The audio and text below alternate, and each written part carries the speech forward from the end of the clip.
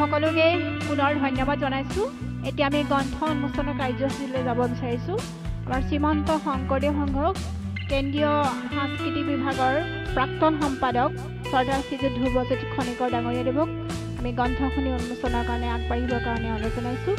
লগতে আমাৰ মঞ্চত থকা সকলোৱে সহায় সহযোগ কৰিব। আহক আমি গ্ৰন্থ উন্মোচনৰ প্ৰাক মুহূৰ্তলৈ আগবাঢ়ি যাওঁ।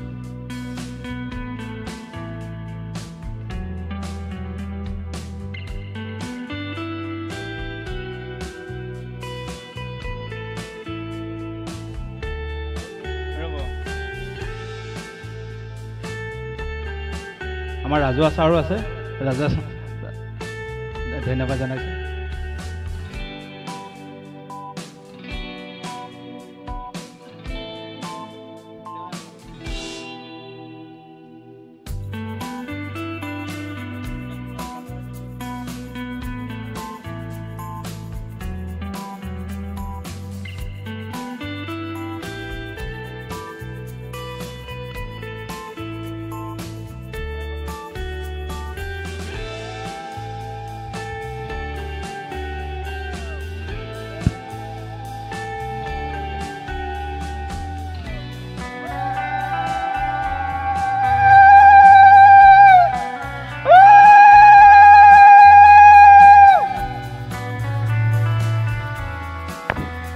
সকলোলৈ ধন্যবাদ জনাইছোঁ। এতিয়া আমি গ্ৰন্থ উন্মোচনৰ শ্ৰদ্ধাৰ শ্ৰীযুত ধ্ৰুৱজ্যোতি খনিকৰ ডাঙৰীয়া দেৱক আমি একাষাৰ ক'বৰ কাৰণে অনুৰোধ জনাইছোঁ।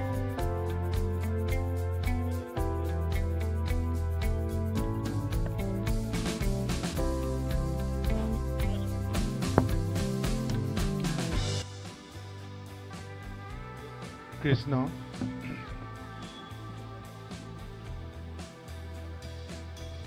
আজি এই কমলাবাৰী বনভোজস্থলীত আয়োজিত আজি গ্ৰন্থ উন্মোচনীয় এই সভাখনিত উপস্থিত থকা আমাৰ বিশিষ্ট ব্যক্তিসকলক আমাৰ ফালৰ পৰা তথা শ্ৰীমন্ত শংকৰদেৱ সংঘ নাজিৰা জিলা শাখাৰ ফালৰ পৰা আমি সেৱা আগবঢ়াইছোঁ।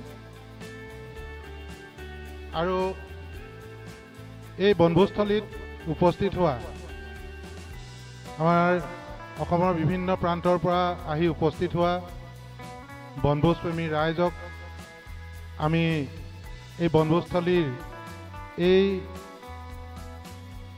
অনুষ্ঠানটিত সহযোগিতা কৰা সকলোলৈকে আজি নৱবৰ্ষৰ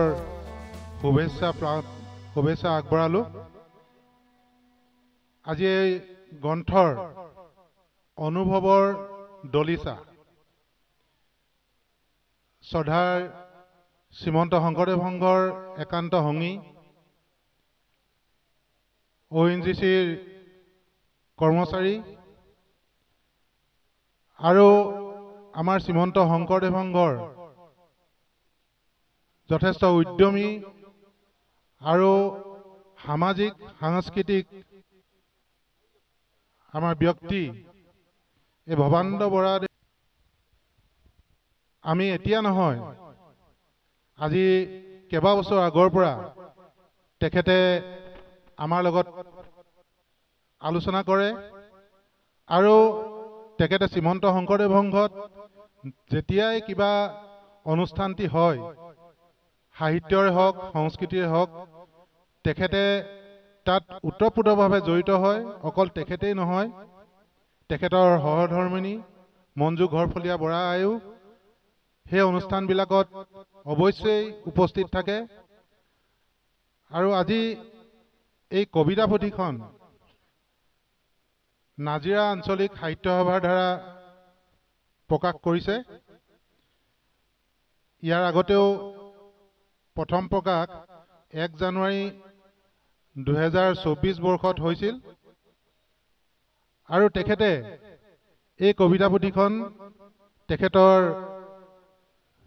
প্ৰয়াত পিতৃ ৰমাকান্ত বৰাদেৱৰ আৰু শহুৰ দেউতা প্ৰয়াত সৰুৰাম গগৈদেৱৰ শ্ৰীচৰণত অৰ্পণ কৰিছে। গতিকে আজি ইয়াত উপস্থিত যিসকল আমাৰ উপস্থিত ব্যক্তি আছে, বিশিষ্ট ব্যক্তিসকল আছে, তেখেতসকলে এই কবিতা পুথিখন অতি আদৰেৰে গ্ৰহণ কৰিব বুলি আমি ভাবিছোঁ আৰু তেখেতক আদৰেৰে গ্ৰহণ কৰাৰ পিছতেই তেখেতে পুনৰ নতুন উদ্যমেৰে নতুন বছৰত নতুন এটি প্ৰেৰণাৰে পুনৰ এই কবিতাৰ এটা যিটো দলিচা, এই দলিচাত আগলৈ আগবাঢ়ি যাব বুলি আমি আশা কৰি আজি এই গ্ৰন্থ উন্মোচনী কৰিলোঁ বুলি আমি ঘোষণা কৰিলোঁ। কৃষ্ণ।